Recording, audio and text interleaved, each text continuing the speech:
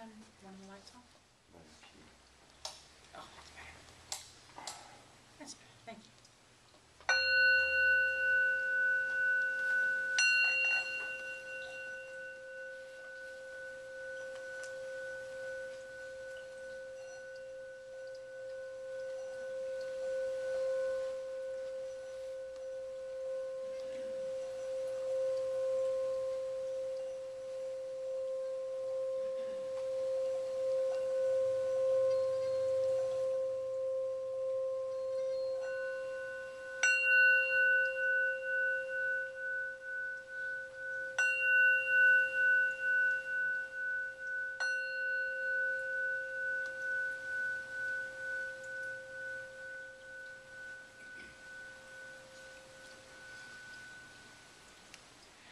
Breathing in, take in a triple breath and let it out 3 times.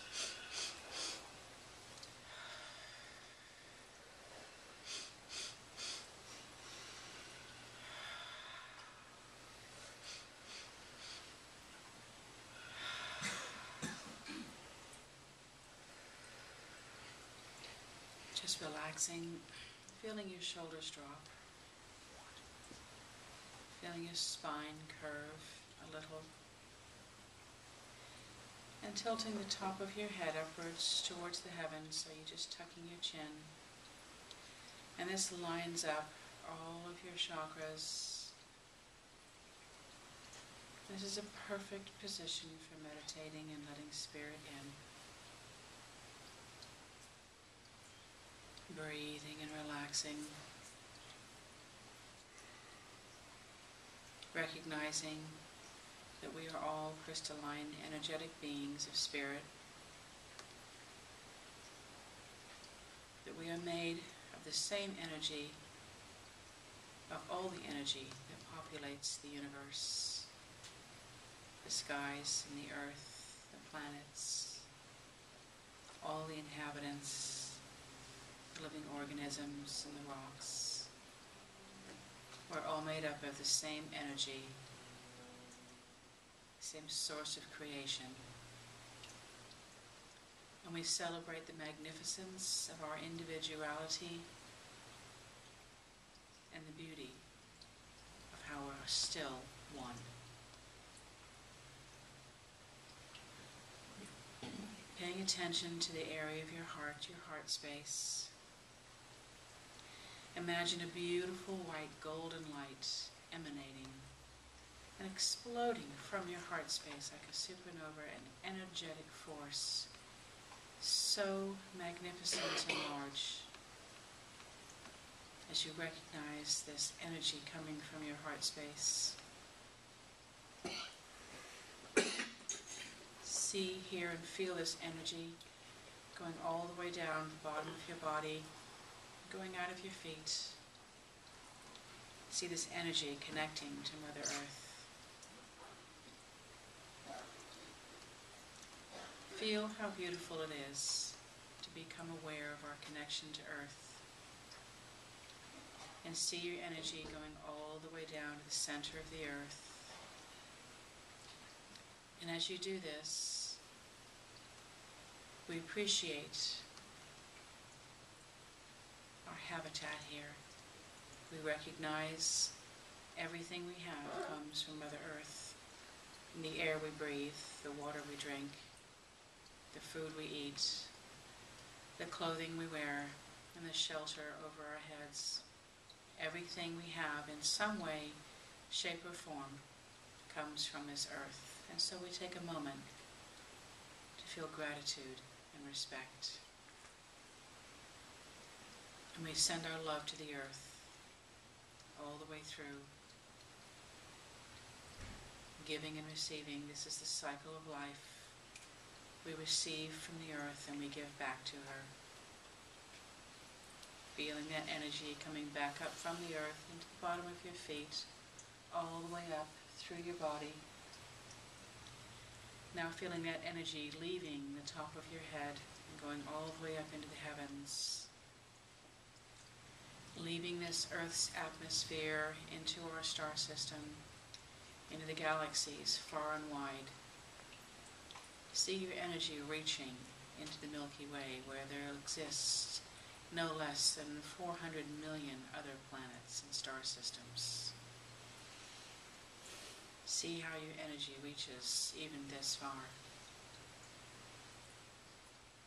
Now that you've created this vertical energetic vortex, coming back into your heart space, now we create a horizontal one.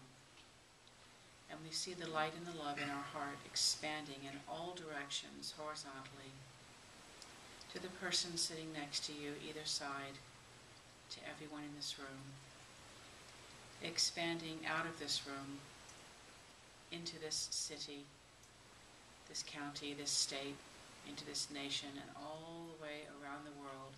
See your heart space energy connecting to every single human here on this earth plane, every single plant, animal, rock, ocean, and land. Feel your heart space connection to everything here. Stepping back now and observing and recognizing how your energy, individually and ours all collectively, connect. See how individual we are, and yet at the same time how connected we are. Much like if you were to imagine water going down a drain where you can see a shape, and yet at the same time it's all water. So are we shapes, and yet at the same time we are all the same energy.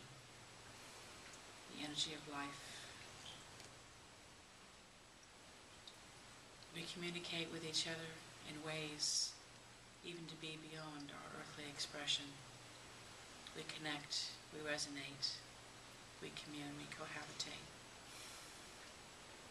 We affect each other, and we are affected by each other. Feeling this energy coming in. Now imagine all the colors of your chakra system, starting with the base, at the base of your spine. See a beautiful red color, a ruby red. Going up to your sacral, just below your belly button, see a beautiful orange color.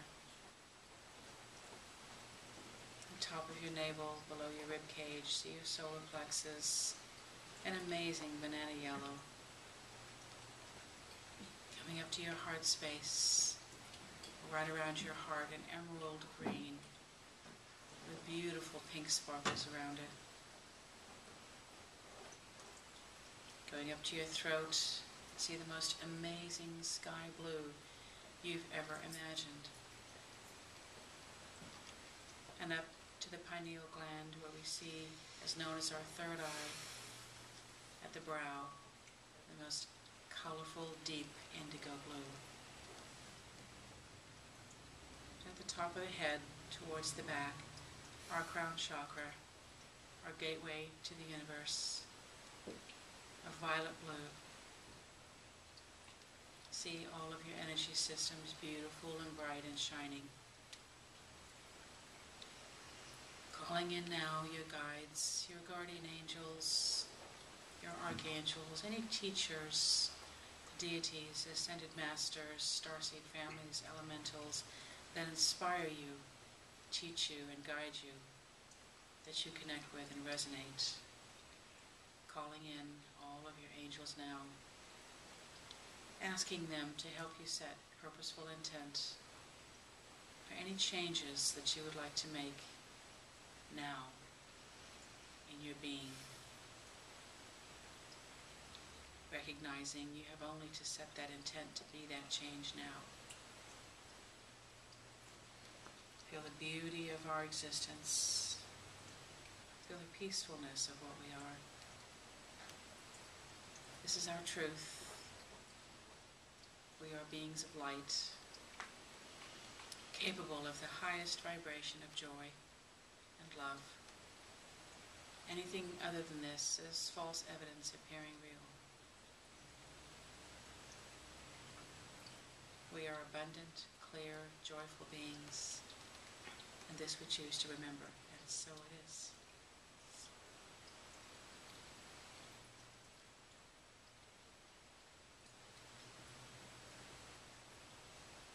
Whenever you're ready, just come back to the room.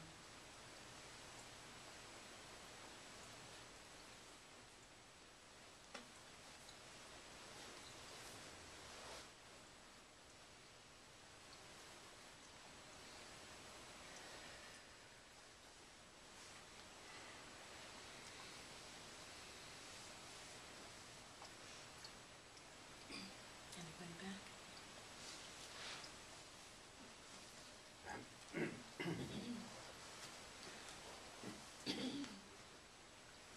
I think strangely it's one of my favorite things that when I close my eyes to do the opening meditation, I open my eyes. There's always more people sitting here than when I close my eyes.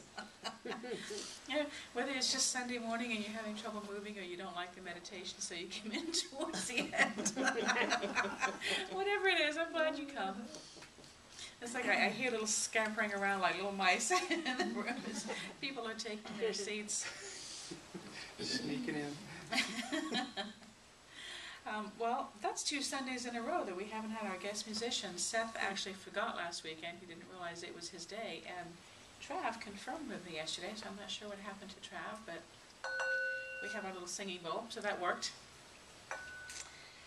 This is our guest speaker. This is Debra Hookey, and we welcome her today. Many of you know Debra. She works our Holistic Healing Fair as well as Celebrate Your Radiance, formerly known as Honoring the Elders. And Debra is one of our favorite members of the community. She's popular with everybody for her excellent mediumship skills and her gifted way of bringing spirit in. So welcome, Debra. Thank you.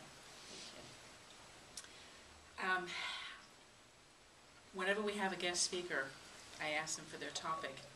And as I go through the week and I try to find out what I'm going to be talking about this Sunday, it's always such a beautiful complement to what our guest speaker talks about, and today is no exception. And yesterday was our Celebrate Our Radiance Day, formerly known as Honoring the Elders. And we normally have it over in Clubhouse 7, which has been there for about, I guess, a year and a half now. We started it in May of 2010. Is it? Yeah. No, I guess 2011. It's not quite a year. Yeah. And we chose Clubhouse 7 because it's the only one in Laguna Woods that doesn't have gates, guards, so everybody can just get in there and access it publicly. But apparently the Bridge Club that has a lot of energetic ownership of that clubhouse had a tournament scheduled there yesterday, and so we had to be relegated to Clubhouse 3. And I was a little worried about it because I thought our regulars won't find us, and people don't always read emails, and I was worried that some of the healers wouldn't find us.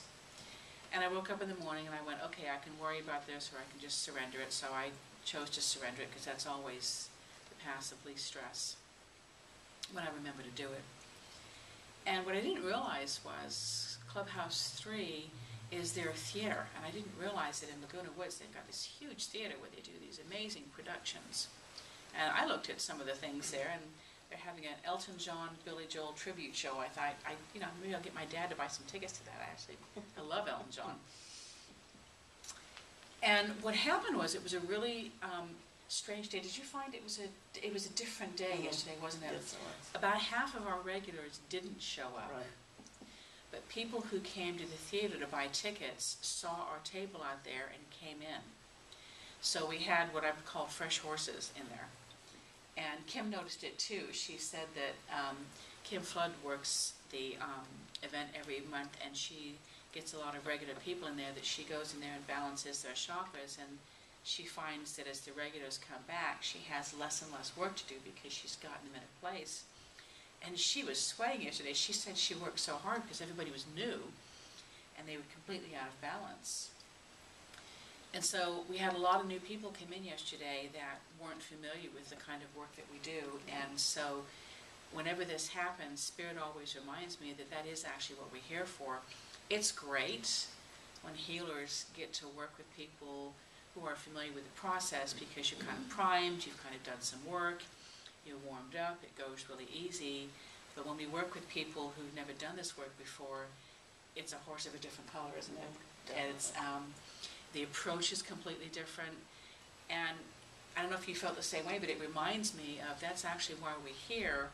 We're not here to work on the easy ones. We're here to work on the ones that really need the help. And I got home last night, and we had decided we would go out on Saturday evening for Valentine's Day, and Artavan just sensed in my voice I wasn't going anywhere, so he made dinner at home, and I was completely just in this emotional state. I had worked on some people yesterday that had what I would consider some of the greatest sadness I had seen in a long time. You felt the same way? It was really, I actually went to the bathroom once and I put myself back together. I was crying so much. And my staff tease me and say I have shallow tear ducts, but really what I'm doing is I'm crying other people's tears. And it comes through me. And these people, widowed, or were about facing their spouse dying, or had, oh here I go again, or had lost children and hadn't coped with it. So much grief, so much sadness. And moving through it was, okay, and I should always have Kleenex up here because I'm the healer that cries. And I wore eye makeup today too, darn it. Thank you, love. But I mean, I spent the whole day crying. And the biggest gift that I think we can give people in this age group is they've spent their entire life having things happen to them, their career and their illness and their family, and they've come now to what they deem to be kind of the home stretch, you know, their last 10, 15 years, and they start having these reflections. And when you're in your 20s and 30s, if you make mistakes, you kind of figure, well, you've got your whole life ahead of you. When you're an octogenarian, you kind of figure, well, I don't really have my whole life in front of me. I'm stuck with the mistakes that I make. And this is why we get grumpy old men and grumpy old ladies. Bless them. They're just looking at their life saying, I'm out of options, I'm out of time, I can't go back, I can't fix anything. And that's where healers like us come in, because of course you can. So it doesn't matter whether you're 10 years old or whether you're 95 years old. It's never too late to have a happy childhood. It's never too late to change your perspective. It's never too late to be able to look at something and find the optimistic spin on it as compared to the pessimistic spin. And this one lady that I worked with yesterday, she had lost her 57-year-old daughter to lung cancer. And lung cancer is about grief, or anything that hits the heart and the lungs is profound grief and sadness. And she was saying that her husband, after the daughter's death, had had a heart attack, and she now had issues with her lungs. And as I worked with her and helped her realize that it was grief that was doing this, and we moved through, and I had all my essential oils with her, and I was dosing her up with all of this heart energy and high vibrational stuff. I mean, she smelled great. After about 10 minutes, I had her about 6 or 7 different oils. And when you see someone that comes in and everything is profoundly sad, and when we can do something in a half an hour and turns it around and makes them smile, and seeing 80-year-old women skip out of the room. I mean, we're there every month. I mean, we look forward to it because this is the epitome of why we do what we do, to see that kind of joy in people. Reminding them that time really isn't linear the way we think it is. That you can go back and readjust, that you can go back and change. That life goes on. That when she lost her daughter, allowing her to remember that it was only going to be the blink of an eye, could be tomorrow, could be 20 years from today, that she would also cross over and see her daughter again. And her daughter came through in the reading, and I don't usually do a lot of mediumship, I tend to leave that to Debra, but every once in a while they come through really strong.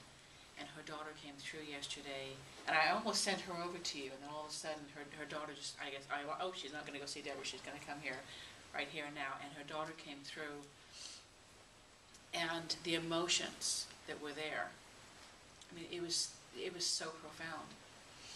And the way that people can shift and have their entire energetic body go from sadness to joy with the right word from the right person.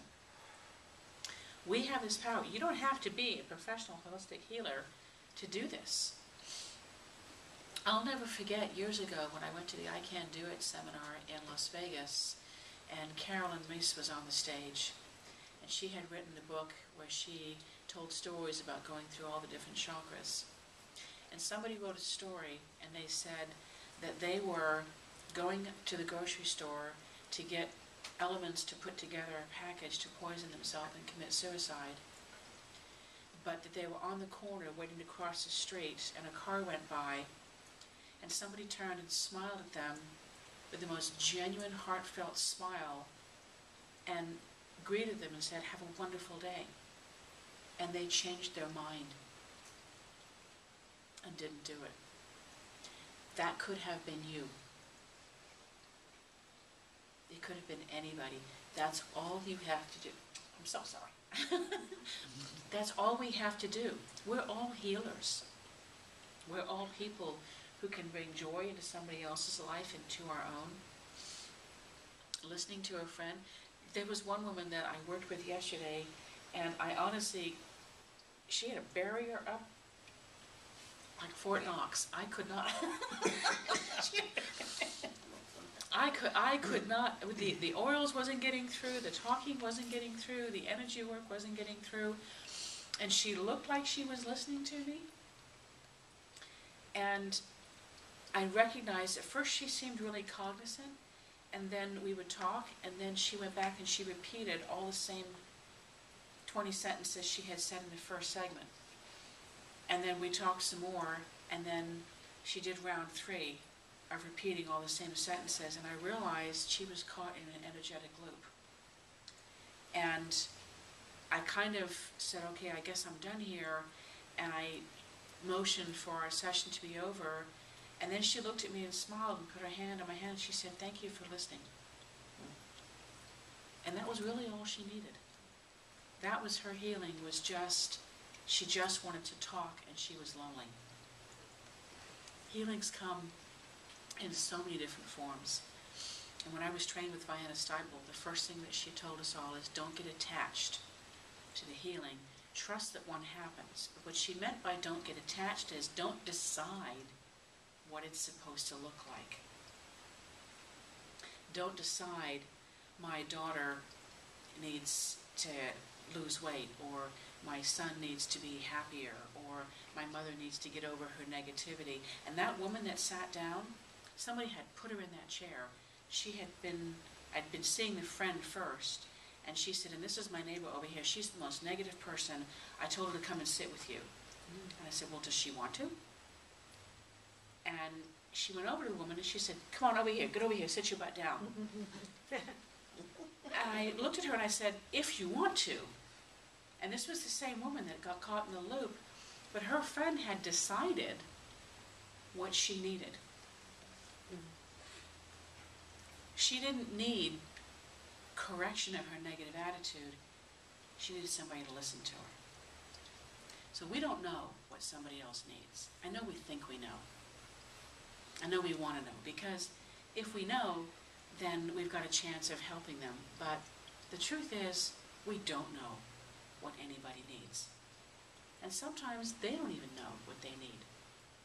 And that's what just showing up and opening sacred space for them and talking to them, and then it will come up.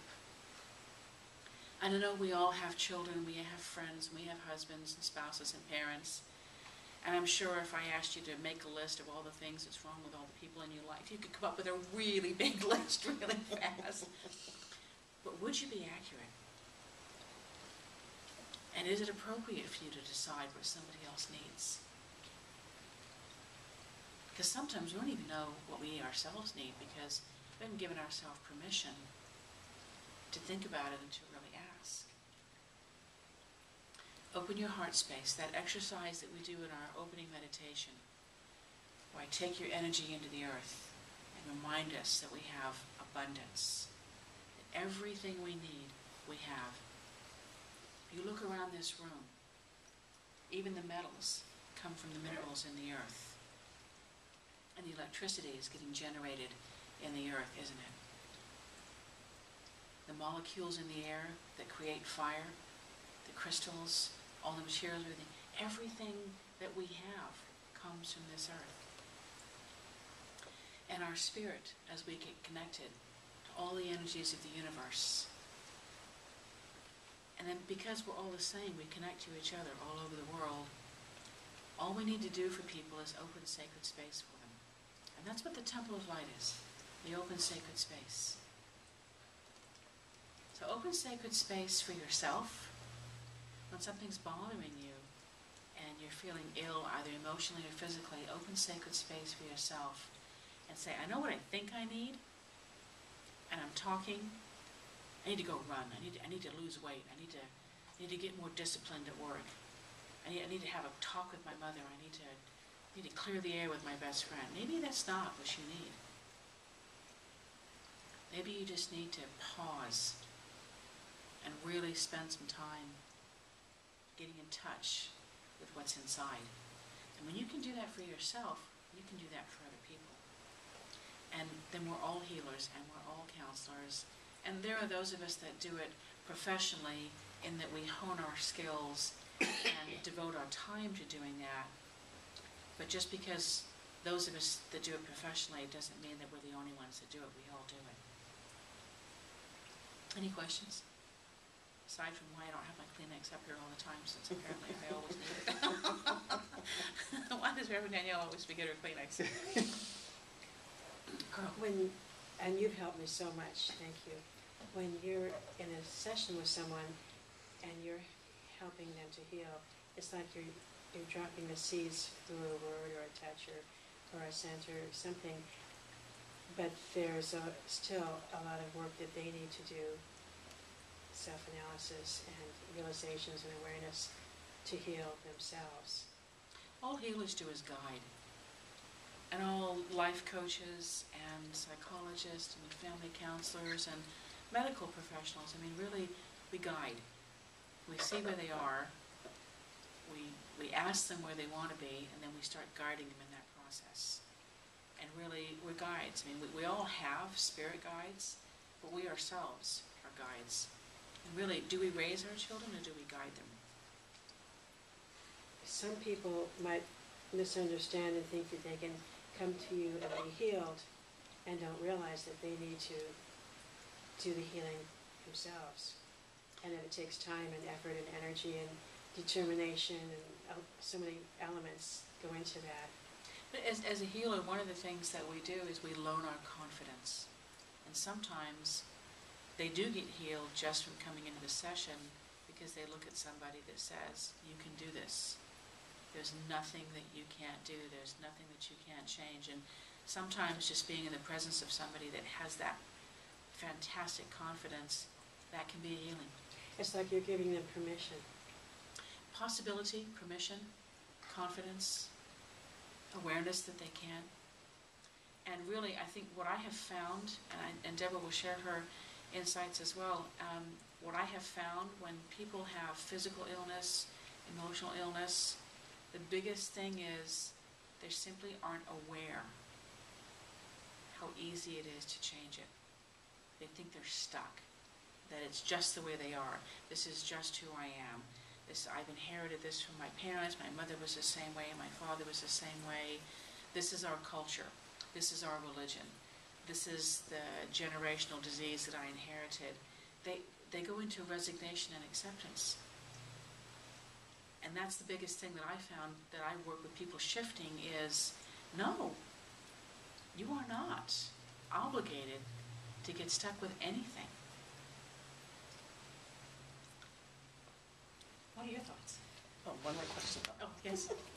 Kind of small statement. I was thinking about what you were saying about how you loan confidence. I think you said that once before, and I was watching a bunch of ads on TV yesterday about sickness, physical and mental sickness, and at the bottom of each ad, like they had somebody either saying it or it was written that said, there's no way to change this. This is the way you will live, but learning how to live with it, call this number. Oh, And I thought to myself in that moment, you know how you always heard a possibility, I was thinking, well, isn't that just some kind of downer? You're basically telling someone, you know, you might as well give up. through a message, you know, give up, lay down. You're done.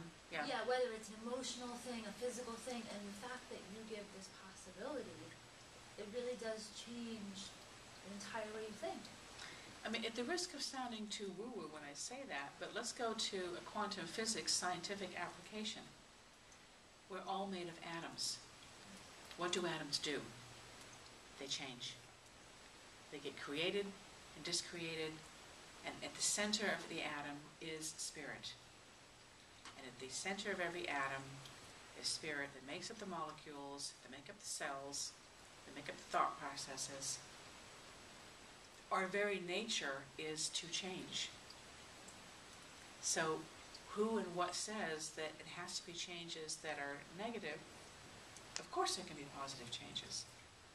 We drop it down to a quantum physics scientific level, and this is where science meets spirit, and this is where we're going now, hopefully in these directions. We're seeing more and more books, and scientists are beginning to understand how spiritual their work is, and spiritualists are beginning to understand that quantum physics and science have their work. They are the same work.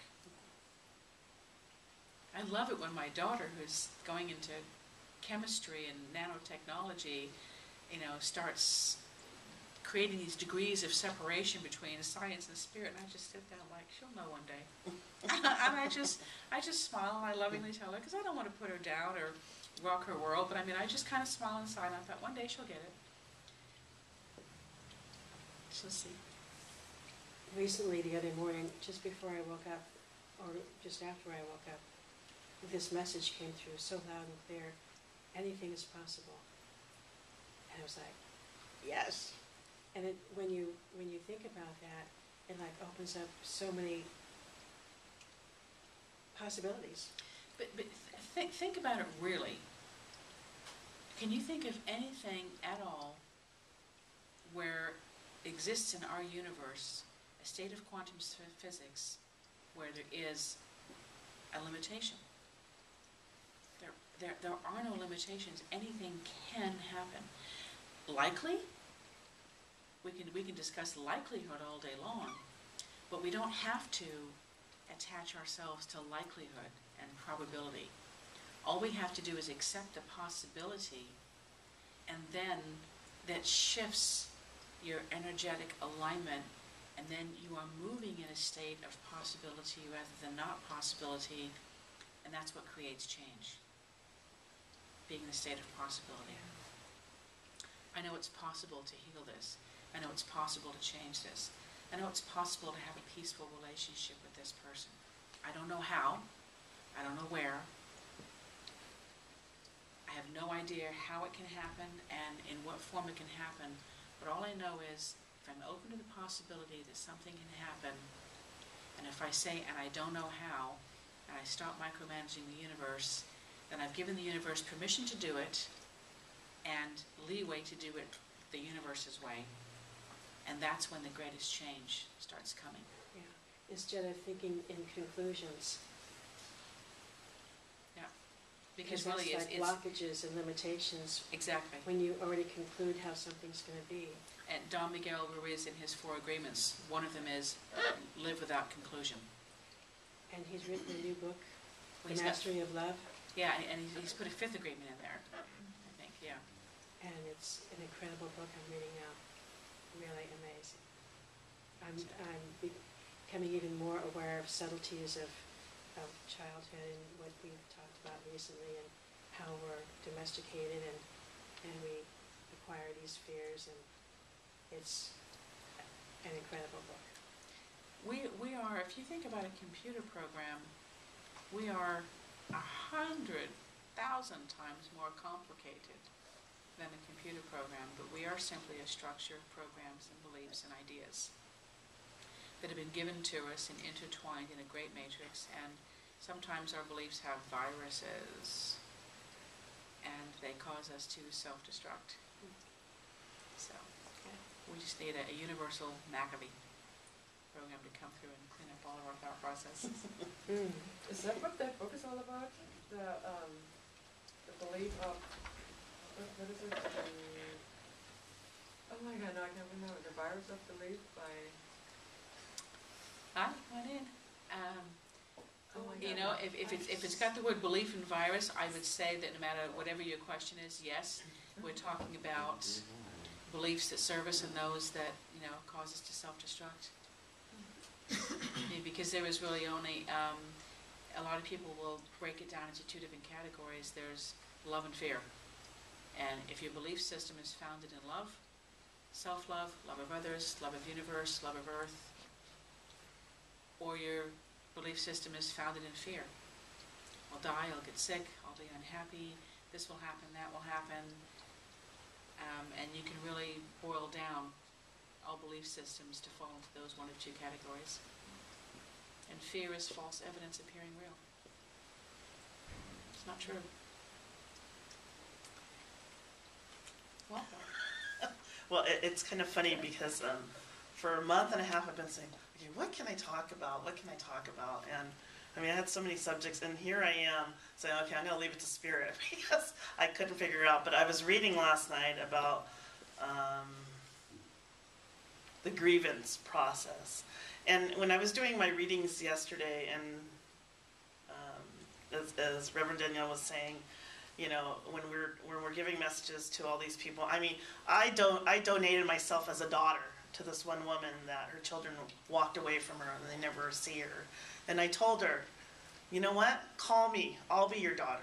You know, I said, if you don't have anybody, I will be your daughter. You know, because she had nobody, and you know, and that's why we do it, to help people. You know, it's not to, yeah, part of it is a business that we are running, but I mean, if you can help so many people and give them purpose now for them to keep going on and going on, then that's payment all by itself, you know. And here with this woman, she lost her husband, and she was, I mean, the cutest English woman I ever met. And I mean, as I was giving her reading, I know that I touched her heart. I know that I helped her. But I just couldn't help but saying, I'll be there if you need me. Just call me, you know. But there's so many. Mediumship is about healing, and obviously, Reverend Danielle's, we're talking about the same thing, because I've helped. I've met so many people that have been in so much despair that you try very hard not to put yourself in that situation. And I'm the same as Reverend Danielle. I will start crying because it just gets really emotional. And I mean, some of these people, you're like, you know, you number one, I realize a lot of times how fortunate I am, you know, compared to a lot of other people. But if you ever want to learn anything, I mean, you can go to as Kim Flood says, the Ho Day, but honoring the elders, or live your radiance, is that what Celebrate your radiance. That has opened my eyes to more than I've ever imagined. The people that you meet, all different characters, it's just amazing. But they sit down with you and they trust. They do, you know. And I mean, I have a lot of people who come to me, and I bring in their mothers, their fathers. Some don't even want to talk to their mothers or fathers. I mean, they want absolutely nothing to do with them. And these are people that are, I mean, what, 60s, you know, 70s sometimes. Still harboring a lot of pain. Yeah, and they're just, and then when they get that message from their mom and dad, and their father comes in and he apologizes to them and says, and of course, as a medium, the most important thing as a medium, you try to validate everything. Try to validate so they know that I'm not bringing, you know, Timbuktu in or somebody else, but just so they would understand it about their children. And a lot of the parents come in, and they can, What she means by validate is details. evidential, A medium needs to bring in details of a certain day, a certain time, something, if they got Right. something that says that must be her. something that only you would know. As a medium, I would not know. But, I mean, some things, like I gave a reading to a gentleman, and his mother and father came in, and they were never the parents that they should have been. And they came in, and they told him how good of a father he was. I mean, how different he was compared to they were. And they were very proud of him. And they were sorry that they couldn't do what he did for his children. And by touching his heart, I mean, you know, I still see him, and he still tells me, "You've changed my life." And I always tell him, it's not me, it's spirit. It's your mom and dad who's talking. I'm just the middleman here, you know. More conduit. And so it's just so many people that you read for. It's just amazing. And even in this room, I feel that I touched you. But again, it's not me. It's you coming to where I'm at, or whether it's in the lectures or at the clubhouse over there or here. It's you, and it's your family members that are pushing you to get that message, so you can hear them, because they know that you need healing. You know, grieving is a very difficult thing. Everybody grieves different. You know, I can say about this one woman I read for yesterday, and she also talked about. Oh, she needs a tissue.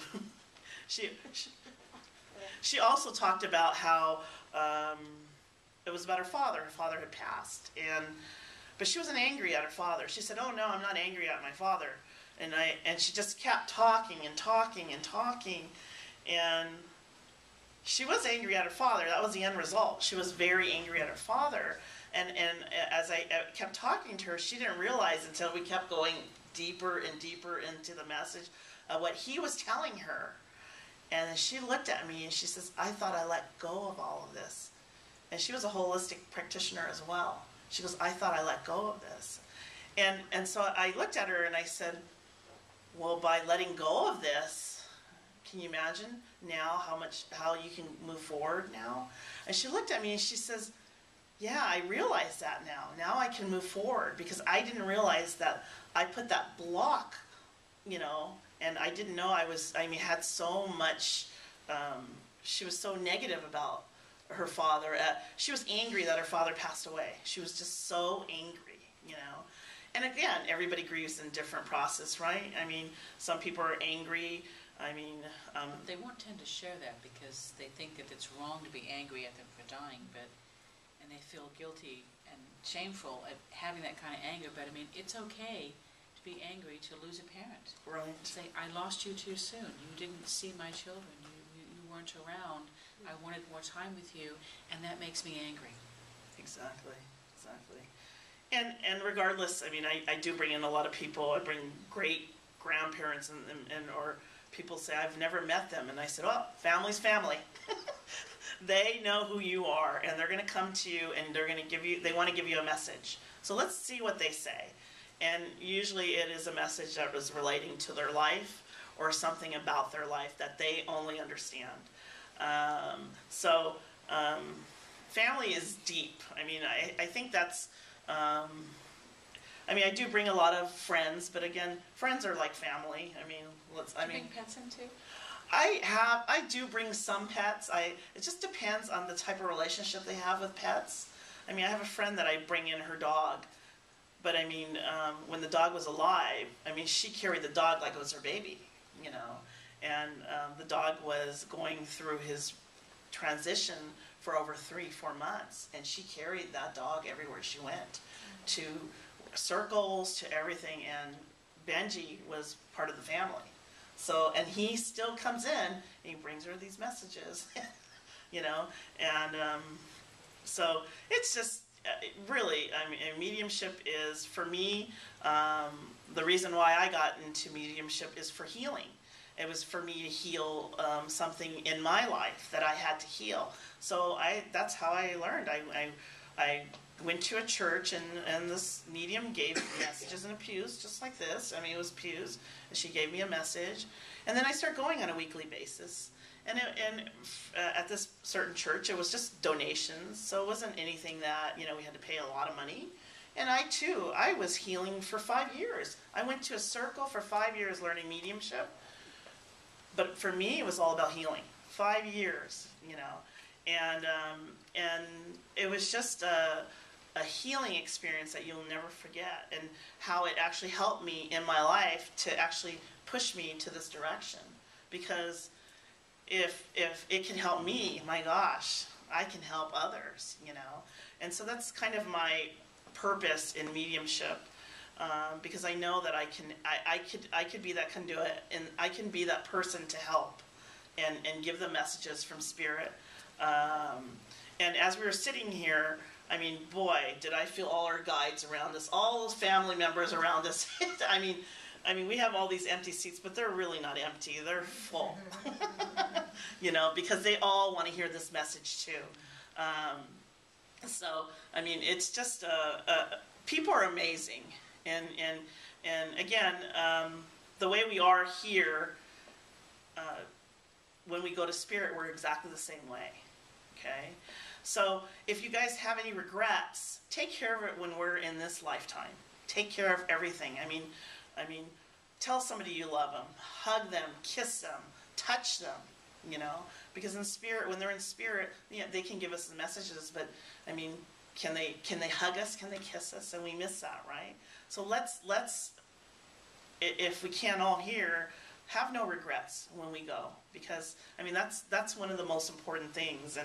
And by me sitting here, of course, there's always a lesson, and I got my lesson today by sitting here for other instances in life. But again, mediumship is to talk. I mean, basically, I bring in loved ones, friends, but it's all about healing, and that's what we're all doing here, whether we're intuitive readers, whether we're psychic readers, whether we're Reiki masters. It's all about that healing process, and we're all doing it for the same reason, to help everybody, to help everybody get at where they feel good about themselves. Because I mean, let's face it, sometimes when we wake up, we don't feel good, and so that's what we're here for, is to help everyone. And again, that's what mediumship is for. I mean, it's probably the most rewarding thing for me to do, to help people. I have so many friends, and I always call my friends, they're my family. So, I mean, I have a big family. I already have a big family as it is, but I have a even bigger family, and I welcome that, because there's so much love around that we have here, that it's so much love to share with everybody. I mean, it's something that we can all embrace, and something that we can teach others. I mean, I try to teach my children. They kind of look at me like, yeah, Mom, but that they're listening. A part of them are listening. I trust that. Yeah. We hope, Even without the feedback, I trust that. Yeah, but we can tell by their actions and what they do and so forth, and you're hoping that everything is going to be the way it's supposed to be. But we all are doing the same work, and it's all about healing.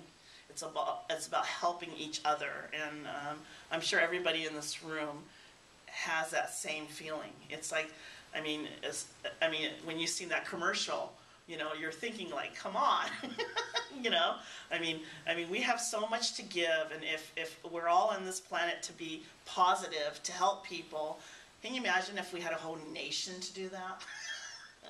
I think when I think about mediumship, and there's so many different healing modalities, but as we talk about here in Sunday services and other classes, that there's nobody like family that bring up our deepest issues.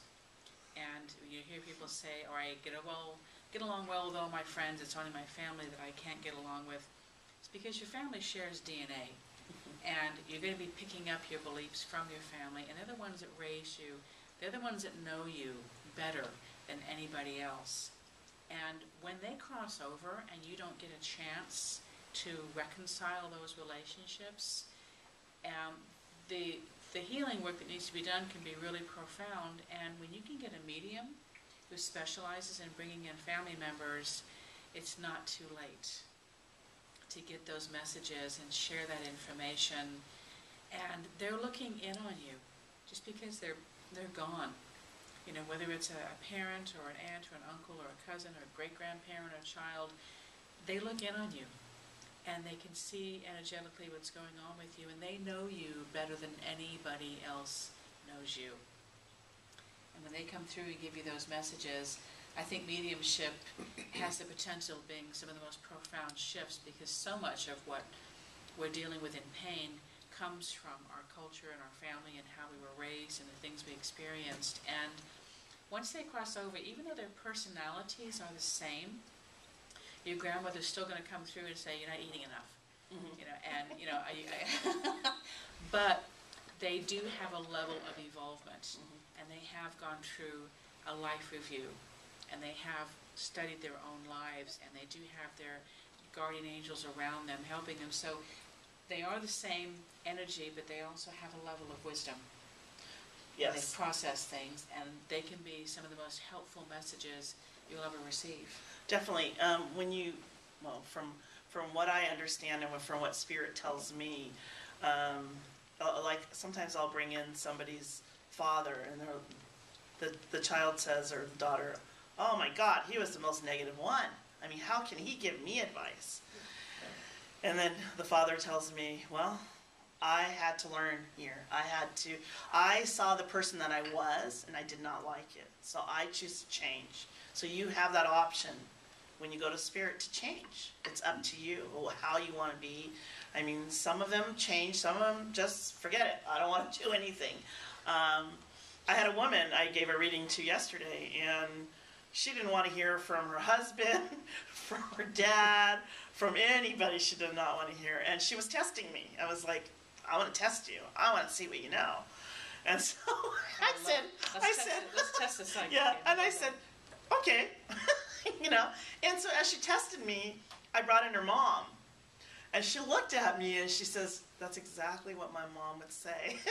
You know, and she kind of, you know, she said she was a New Yorker, right? She was a New Yorker kind of, she was a joker, you know, she just loved to joke around, and, you know, when I brought in her mom, she looked at me and she says, "That's exactly what she would have told me." And she said, "Thank you." So, you know, she didn't want to hear from her husband or her dad, but when it was from her mom, that was a different story, you know. And so from that point on, she said, "I get it." She says, "I get what you're doing. I get what you're doing," you know. So, yes, we do meet all different kind of characters. I've also brought in, I gave a reading to a young girl, and she sat in front of me, and all she did was cry. And as I was giving her the reading, her father passed away, and her message from her, I mean, her father, she never ever had a reading before, but her father died last August, and she has not been able to get up in the morning, feel good, help her children. She has not been able to do anything. And as her father was giving her the message, everything, all the information that he was giving me, I was giving to her, and he was telling her that how he was watching when she got ready to bring the kids to school. I mean, everything in detail. And she sat there and she looked at me like, "How does he know that?" I go, "Because he's still with you. Just because he's in spirit doesn't mean that he's not with you." You know, I said, again, my favorite line is, "Your family's still your family. They're not going to leave you. They're not going to be with you 24 hours, but yet they're still with you. They're going to know what's going on. They're going to know, you know, how they can help you." But he's telling me every time he comes near you, his energy, she starts crying because that's all she did. She's been crying for so many months. Is it because she sensed his energy and the familiarity of it made her miss him? It was just that grieving process that she didn't know how to let go.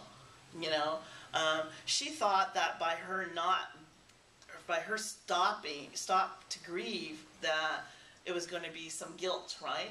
That she was going to forget about him, and that wasn't the case. That you happens know? a lot. They think if they stop grieving that they've stopped loving, that they've Exactly. stopped thinking about them, that they're supposed to grieve, that it's what is required to do in order to attest to it, and that's just not true. And No, no, no. I know a woman who has been grieving her son for 13 years, Yeah.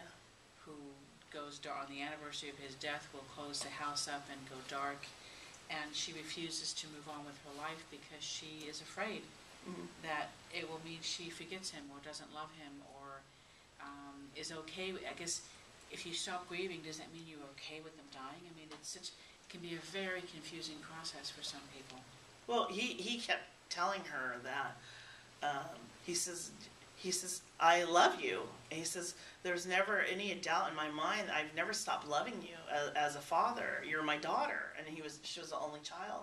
And he says, and he opened her eyes. He says, you've been ignoring your son, your daughter. You're not the person that you were 6 months ago. What's going on? It's that this is your family now. You need to take care of.